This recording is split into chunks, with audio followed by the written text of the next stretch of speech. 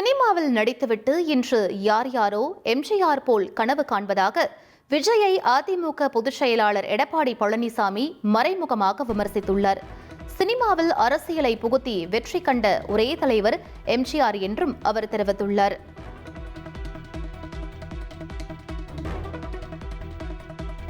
முன்னாள் அமைச்சரும் OPS ஆதரவாளருமான பன்ருட்டி ராமச்சந்திரன் புதிய கட்சி தொடங்க இருப்பதாக தகவல் வெளியாகியுள்ளது. விரைவில் அதிகாரப்பூர்வ அறிவிப்பை வெளியிட இருப்பதாக கூறப்படுகிறது.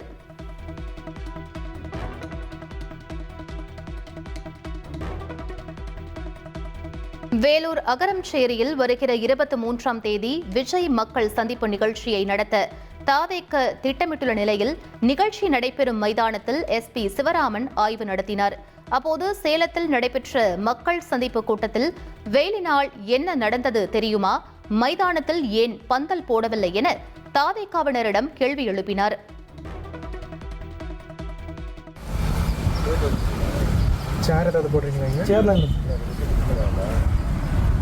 பந்தல் இதில் எதுவுமே போடுறது, பந்தல் மட்டும் போடுறது.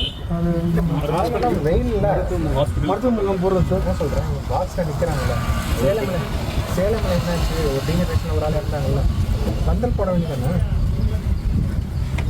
வெயிலில் எதுவும் நிற்பாங்க 12 மணிலேருந்து இல்லை காலேஜ் 9 to 12. ஆமாம் சார், எப்படியே 12 மணி வந்ததில்ல, 11 சார் 11 முடிஞ்சிருக்கும். எவ்வளோ நேரம் பேசுவார்? கரெக்டாக 1 hour.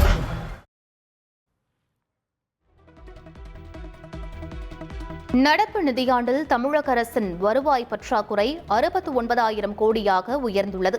2026-27 நிதியாண்டில் தமிழக அரசின் கடன் 10.62 லட்சம் கோடி ரூபாயாக இருக்கும் என மதிப்பிடப்பட்டிருப்பதாக பட்ஜெட்டில் தெரிவிக்கப்பட்டுள்ளது. 2026-27 நிதியாண்டில் 1,79,809 கோடி ரூபாய் கடன் வாங்க தமிழக அரசு திட்டமிட்டுள்ளது. 60,413 கோடி ரூபாய் கடனை திருப்பி செலுத்த திட்டமிடப்பட்டிருப்பதாகவும் பட்ஜெட் உரையில் தெரிவிக்கப்பட்டுள்ளது.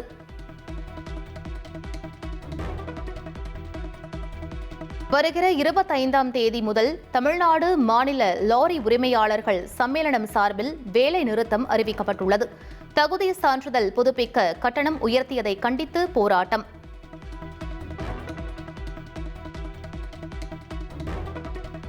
ஜெனீவாவில் அணுசக்தி பேச்சுவார்த்தைகள் மீண்டும் தொடங்கியுள்ள நிலையில் ஈரான் மதத் தலைவர் கமேனி அமெரிக்க அதிபர் டொனால்டு டிரம்பிற்கு கடும் எச்சரிக்கை விடுத்துள்ளார். அமெரிக்காவுக்கும் ஈரானுக்கும் இடையிலான நீண்டகால அணுசக்தி பிரச்சினையை தீர்க்கும் நோக்கில் மறைமுக பேச்சுவார்த்தைகள் ஜெனீவாவில் தொடங்கின. இத்தகைய சூழலில் ஈரானில் பேசிய கமேனி, உலகின் சக்தி வாய்ந்த ராணுவம் கூட ஒரே அடியில் எழ முடியாத நிலைக்கு தள்ளப்படலாம் என்று அமெரிக்காவை சுட்டிக்காட்டி பேசினார்.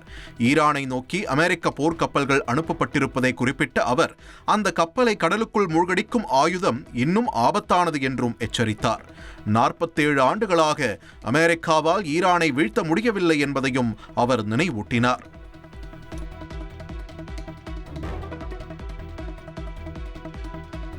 ஜெஃப்ரி எப்ஸ்டீனுடன் தமக்கு எந்த தொடர்பும் இல்லை என்று அமெரிக்க அதிபர் டிரம்ப் மீண்டும் தெரிவித்துள்ளார்.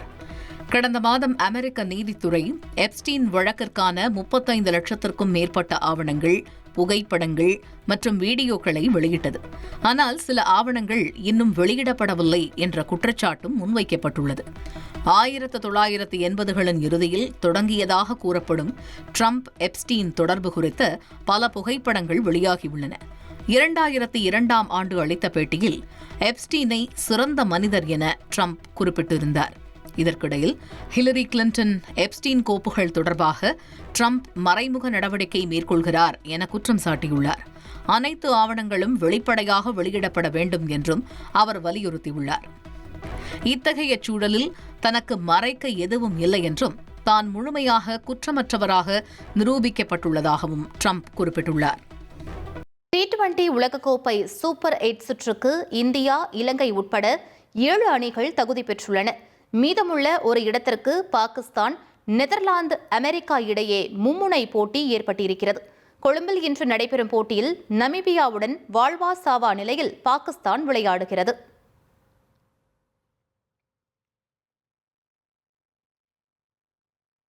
தமிழ்நாடு அரசு திரைப்பட விருதுகள் வழங்கப்பட்டதற்கு நடிகை நயன்தாரா நன்றி தெரிவித்து பதிவிட்டுள்ளார். இதுகுறித்து பதிவிட்டுள்ள அவர், அறம் திரைப்படத்திற்காக வழங்கப்பட்ட மாநில விருது தனக்கு மிகப்பெரிய பெருமையும் மகிழ்ச்சியையும் அளிப்பதாக குறிப்பிட்டுள்ளார். அதேபோல் தங்கள் தயாரிப்பு நிறுவனமான ரவுடி பிக்சர்ஸ் தயாரித்த நெற்றிக்கண் மற்றும் கூழாங்கல் திரைப்படங்களுக்கும் மாநில விருதுகள் கிடைத்திருப்பது மிகுந்த மகிழ்ச்சியை அளிப்பதாகவும், தங்கள் நிறுவனத்திற்கு 3 மாநில விருதுகள் கிடைத்திருப்பதை ஒரு ஆசீர்வாதமாக கருதுவதாகவும் குறிப்பிட்டுள்ளார். கிளாம்பாக்கம் ரயில் நிலையம் விரைவில் பொதுமக்கள் பயன்பாட்டிற்கு வரும் என்று தெற்கு ரயில்வேயின் சென்னை கோட்ட ரயில்வே மேலாளர் சைலேந்திர சிங் தெரிவித்துள்ளார். சென்னை பூங்கா நகரில் உள்ள ரயில்வே மேலாளர் அலுவலகத்தில் பேட்டியளித்த அவர், சென்னை எழும்பூர் ரயில் நிலையத்தில் நடைபெறும் மறுசீரமைப்பு பணிகளால் பிப்ரவரி 20 முதல் ஏப்ரல் 5 வரை புறநகர் மின்சார ரயில் சேவையில் தற்காலிக மாற்றம் செய்யப்பட்டுள்ளது என்றார். இதன்படி கடற்கரை செங்கல்பட்டு வழித்தடத்தில் இயங்கும் ரயில்கள் நடைமேடை 5 மற்றும் 6 இருந்து இயக்கப்படும் என்றும், புதிய அட்டவணையின்படி 164 மின்சார ரயில்கள் இயக்கப்படும் என்றும் கூறினார்.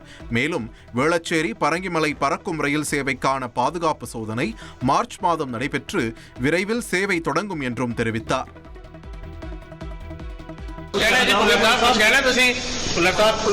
8 லட்சம் ரூபாய் லஞ்சம் பெற்ற குற்றச்சாட்டில் கைது செய்யப்பட்டு சஸ்பெண்ட் செய்யப்பட்ட பஞ்சாப் டிஐஜி ஹர்ச்சரன் சிங் புல்லருக்கு பஞ்சாப் ஹரியானா உயர்நீதிமன்றம் ஜாமீன் வழங்க மறுத்துள்ளது.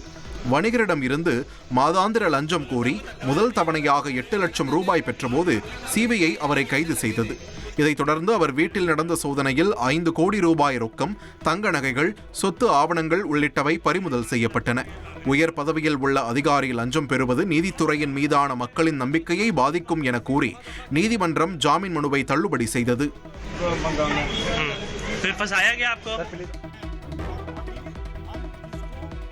வாக்குறுதி அளித்தபடி 4வது குழந்தை பெற்ற தம்பதியினருக்கு இந்து ரக்ஷா தள் அமைப்பு 21,000 ரூபாய் வழங்கியது. இந்து சமூகத்தை சேர்ந்தவர்கள் 4வது குழந்தை பெற்றுக்கொண்டால் 21,000-உம், 5வது குழந்தை பெற்றுக்கொண்டால் 31,000 ரூபாயும் தங்களது அமைப்பின் சார்பில் பரிசாக வழங்கப்படும் என இந்து ரக்ஷா தள் அமைப்பின் தலைவர் பிங்கி சௌத்ரி கடந்த மாதம் அறிவித்திருந்தார்.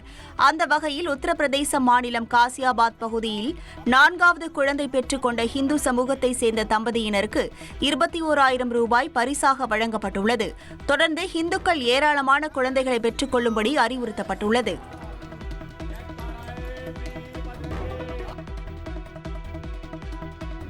சபரிமலை தங்கக் கொள்ளை வழக்கில் நடிகர் ஜெயராமிடம் விசாரணை நிறைவடைந்துள்ளது. கொச்சியில் உள்ள அமலாக்கத்துறையின் மண்டல அலுவலகத்தில் ஜெயராமிடம் 3.5 மணி நேரம் விசாரணை நடந்தது. இந்நிலையில் அமலாக்கத்துறை அதிகாரிகளிடம் தமக்கு தெரிந்த அனைத்தையும் கூறிவிட்டதாகவும், மீண்டும் விசாரணைக்கு தாம் அழைக்கப்படவில்லை என்றும் ஜெயராம் ஊடகங்களுக்கு தெரிவித்தார்.